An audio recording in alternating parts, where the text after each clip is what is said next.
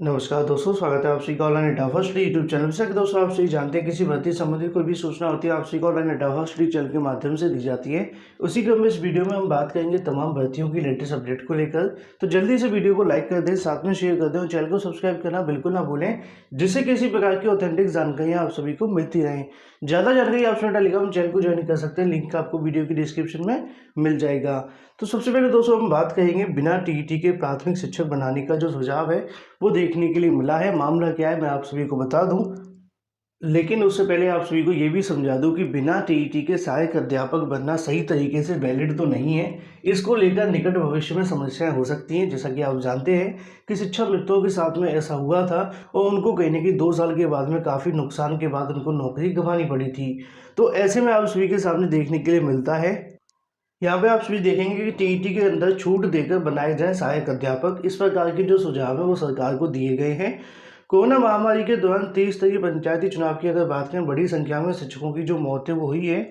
उत्तर प्रदेश प्राथमिक शिक्षक संघ की अगर बात की जाए, 29 अप्रैल को 706 शिक्षकों के निधन का दावा किया था। उनकी संख्या बढ़कर लगभग 800 के आसपास हो गई है। ऐसे में तमाम जो शिक्षकों की डेथ हुई उनकी सूची बनाकर शासन को भेजी जाएगी और शासन को भेजे जाने के बाद में मृतक शिक्षकों के आश्रितों और साथ ही अगर बात करें आश्रित जो भी बीटीसी, बीएड या फिर डीएड किया हुआ है, इन तीनों में से कोई भी योग्यता रखते हैं, उन्हें शिक्षक पात्रता परीक्षा में छूट देकर सहायक अध्यापक पद पर नियुक्ति दी जाए। वहीं वे आश्रित जो इंटर या फिर स्नातक उत्तीर्ण हैं उन्हें लिपिक के पद पर नियुक्त किया जाए। संघ के प्रदेश अध्यक्ष डॉक्टर दिनेश चंद्र शर्मा की अगुवाई में प्रदेशीय कार्यकारिणी अगर बात करें वर्चुअल बैठक के शुक्रवार को हुई। इसमें कोरोना संक्रमण को लेकर शिक्षकों की बड़ी संख्या में मृत्यु देखने के लिए मिलती है और इसको लेकर जो कहीं ना कहीं चिंता है वो जताई गई। उनके माध्यम से कहा गया कि मृतक शिक्षकों के आश्रितों को 50 लाख रुपए की आर्थिक सहायता दी जाए।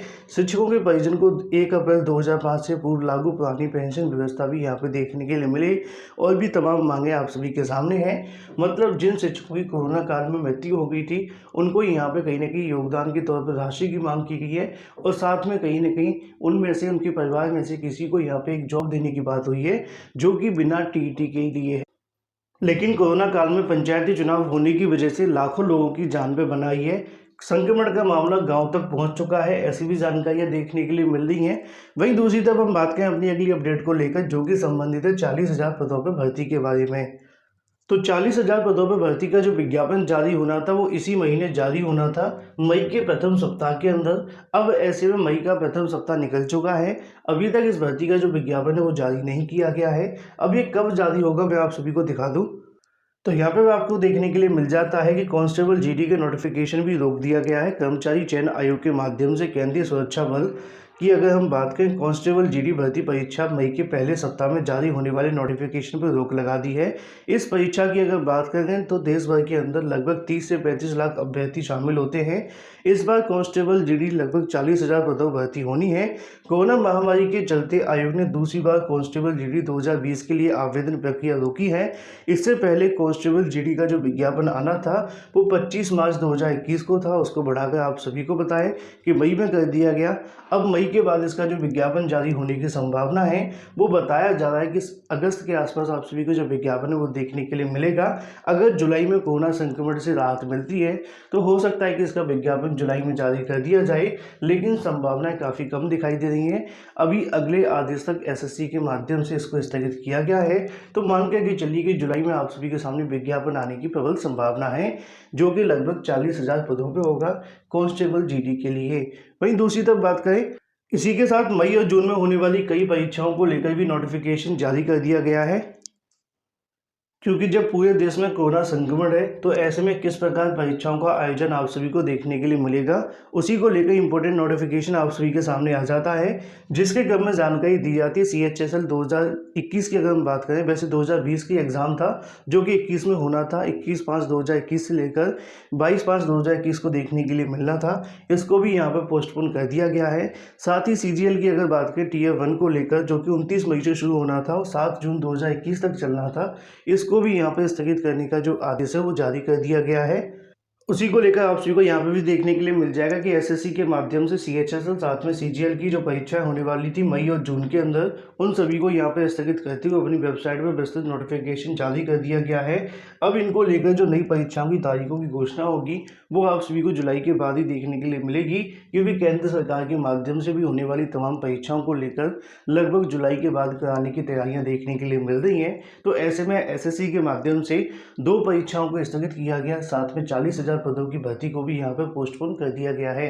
वहीं दूसरी तरफ बात करें अपनी अगली अपडेट को लेकर, जो कि संबंधित है, अगर हम बात करें जूनियर के 5,200 पदों पर एसोसिएट भर्ती के बारे में।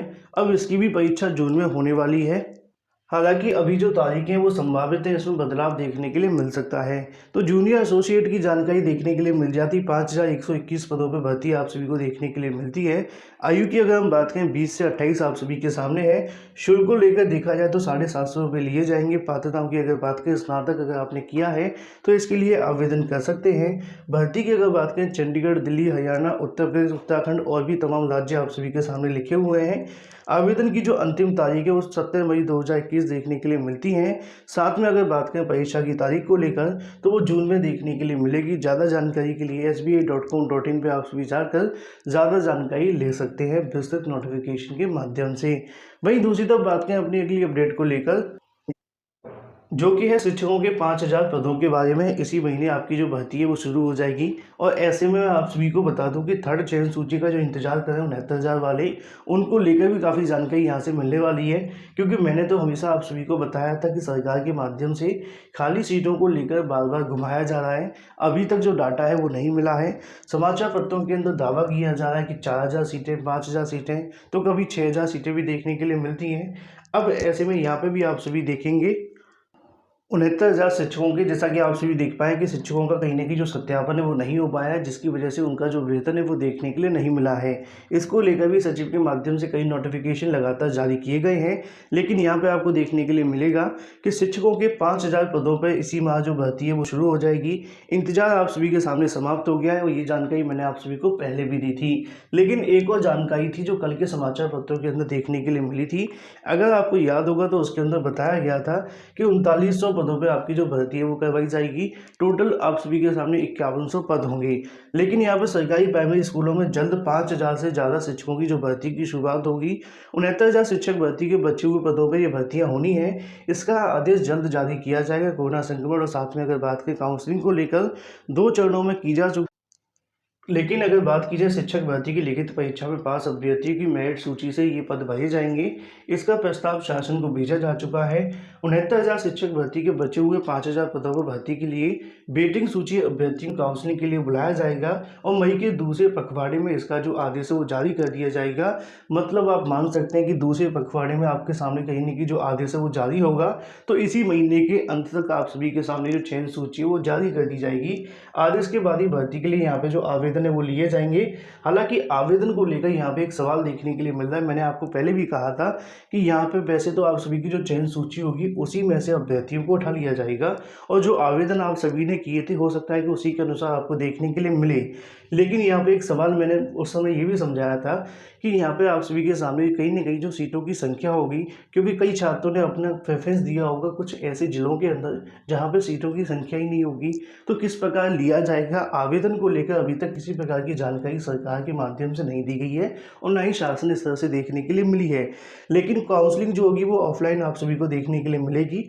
रिक्तियाँ होगी वहाँ पर ज़्यादा, अगर बात की जाए 2-3 चरणों के अंदर काउंसलिंग देखने के लिए मिल जाएगी। 5 से ज़्यादा अभ्यर्थियों को काउंसलिंग के लिए नहीं बुलाया जाएगा, ऐसा भी आप सभी को देखने के लिए मिल जाता है। तो 2-3 चीज़ें यहाँ पे क्लियर हो जाती कि चयन सूची कब तक जारी होगी, तो मान कर के चलिए कि मई के दूसरे सप्ताह के बाद कभी भी जारी हो सकती है। दूसरा सवाल आप सभी के सामने यहाँ पे ये भी देखने के लिए मिल जाता है कि सरकार के माध्यम से जल्द जो आदेश है वो जारी कर दिया जाएगा। लेकिन एक सवाल रिक्त सीटों के बारे में है, क्योंकि लगातार पदों की संख्या घट रही है। तो उसको लेकर यहाँ पे सही जानकारी आप सभी के सामने आ जाती है कि अभी भी अंतिम रिक्तियों पर नहीं पहुँचा है विभाग। मतलब कि सरकार के पास में अभी कोई डाटा नहीं है कि 69,000 शिक्षक भर्ती के अंदर खाली पदों की संख्या कितनी है। 69,000 भर्ती में 4,000 पद रिक्त रह गए हैं। वहीं 1133 पदों पर अगर बात की जाए एसटी वर्ग के अभ्यर्थी खाली रह गए थे, तो उनको भी कहीं न कहीं एससी वर्ग के अभ्यर्थियों से भरा जाएगा। लेकिन न्याय विभाग को फैसला लेना है। वहीं अन्य जिलों की अगर बात की जाए, भर्तियों के संबंध में बेसिक शिक्षा अधिकारियों से प्रमाण पत्र मांगा गया था। जैसा कि मैंने आपको कहा था कि उनको सत्यापन करना है कि हमारे पास में कोई भी पद खाली नहीं है। अगले हफ्ते तक सभी जिलों से प्रमाण पत्र मिलने के बाद में रिक्तियों की जो सही गणना है वो आपको देखने के लिए मिलेगी और ये मामला आप सभी के सामने स्पष्ट हो जाता है कि 69,000 की थर्ड चयन सूची जो आने वाली है उसको लेकर आप सभी की खाली सीटों की संख्या अभी तक क्लियर नहीं हुई है। तो समाचार पत्रों के अंदर जो जानकारी दी जा रही है, पहले तो आपको उससे बचना है क्योंकि सीटें ज़्यादा से ज़्यादा हो सकती हैं। साथ में 69,000 की थर्ड चयन सूची को लेकर कहीं ना कहीं आप सभी का जो इंतजार है वो मई के दूसरे या तीसरे सप्ताह के अंदर ही समाप्त हो जाएगा। लेकिन जब तक पूरी सीटों की संख्या नहीं आ जाती तब तक आपको इंतजार करना पड़ेगा। तो ऐसे में बड़ी अच्छी खुशखबरी आप सभी के लिए हो जाती है, जहां पे जो प्रस्ताव है वो भेजा गया है। वहीं अगर बात करें यूपीपीएससी न्यूज़ को लेकर, साथ में यूपीएसआई उम्र सीमा के बारे में, तो यहाँ पे आपको देखने के लिए मिलेगा यूपीपीएससी को लेकर लगातार यहाँ पे कहीं न कहीं जो इंतजार है वो किया जा रहा है अध्यक्ष का। लेकिन ऐसे में प्रतियोगी छात्र निराश हैं। रीज़न आप सभी जानते हैं कि उत्तर प्रदेश लोक सेवा आयोग के नए अध्यक्ष को लेकर नियुक्ति हुए 20 दिन हो चुके हैं, लेकिन अभी तक उनके माध्यम से जो पदभार है वो ग्रहण नहीं किया गया है। और पदभार ग्रहण न करने की वजह से यह स्पष्ट नहीं हो पाया कि आयोग के अधिकारी इसके पीछे कोरोना संक्रमण की बंदिशें हैं या फिर कोई और भी कारण है। लेकिन अगर यहाँ पर अध्यक्ष नहीं आ पाए हैं तो उसके चलते आप सभी को बताएं कि वर्तमान में तमाम ऐसी भर्तियां हैं जिनको लेकर फैसला लेना है। कई परीक्षाओं को लेकर प्रतियोगी छात्रों के माध्यम से स्थगित की जो मांगे वो की जा रही है। जैसा कि आप सभी देख पाए, कोरोना संक्रमण के कारण भर्ती परीक्षाएं स्थगित हो रही हैं, लेकिन दफ्तर में न होने की वजह से काम सुस्त हो गया है। इससे आने वाले दिनों के अंदर इन भर्तियों की निस्तारित करने में दिक्कतें आएंगी। और साथ ही अगर बात की यहाँ पे आप सभी को देखने के लिए मिलेगा कि लॉकडाउन लगने के बावजूद आयोग लगातार परिणाम जारी होते रहे हैं। आयोग में परीक्षाओं की तैयारी निरंतर चलती रहती है। इससे लॉकडाउन खत्म होते ही लगातार परीक्षाएं करा के समय पर उसका जो परिणाम है वो जारी किया जाएगा। लेकिन ऐसे में जब तक अध्यक्ष नहीं आएंगे तो ये मामला ठंडे बस्ते में जाता हुआ दिखाई देगा। 20 दिन हो चुके हैं, अभी तक इंतजार लगातार जारी है। वहीं दूसरी तरफ बात की जाए दरोगा भर्ती के बारे में, जैसा कि दोस्तों आप सभी को मैंने बता दिया था कि कोर्ट के अंदर इसकी जो सुनवाई है वो देखने के लिए मिली थी उम्र सीमा के बारे में, जिसको लेकर आप सभी को यहाँ पे भी देखने के लिए मिलेगा कि प्रदेश की अगर बात करें यूपीएसआई का जो विज्ञापन जारी होने के बाद से ओवर एज छात्रों के माध्यम से आयु सीमा में छूट की जो मांग है वो की गई है। वर्ष 2017 से 2020 तक भर्ती में शामिल न हो पाने वाले अभ्यर्थियों के माध्यम से याचिका में हाई कोर्ट ने अगर बात करें प्रदेश सरकार से जवाब मांगा है। यह आदेश अश्विनी कुमार मिश्र ने सुशील कुमार की याचिका पर देते हुए याचिका के अधिवक्ता अगर बात करें तरुण अग्रवाल और साथ में प्रशांत मिश्रा का कहना है कि ऐसे अभ्यर्थी जो 2016 के बाद से भर्ती परीक्षा आयोजित न किए जाने के बाद आयु सीमा पार हो जाने की वजह से 2021 भर्ती परीक्षा में आवेदन नहीं कर पाए, अयोग्य हो गए हैं, उन्हें एक अवसर दिया जाए। मतलब आयु सीमा में छूट की जो मांग है वो की गई है। इसी को लेकर सरकार से जवाब मांगा गया है। जो भी अपडेट होगी आप सभी को सबसे पहले ऑनलाइन डाटा फर्स्ट के माध्यम से दे दी जाएगी। फिलहाल इस वीडियो के माध्यम से इतना ही। Thank you for watching this video.